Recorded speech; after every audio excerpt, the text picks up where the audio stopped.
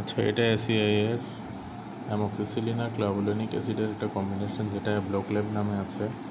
এটা 375 milligram tablet, 625 milligram tablet আর 1 গ্রাম tablet হিসেবে আছে 100 ml আর 50 ml পেডিয়াট্রিক বোতলে আছে। আর হচ্ছে আইভি ইঞ্জেকশন আছে 0.6 গ্রাম আর 1.2 গ্রাম।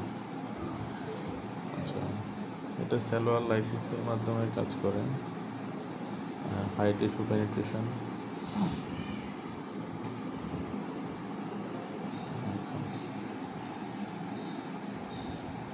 ব্লকলেব, অ্যামোক্সিসিলিন আর ক্লাভুলিনিক অ্যাসিড।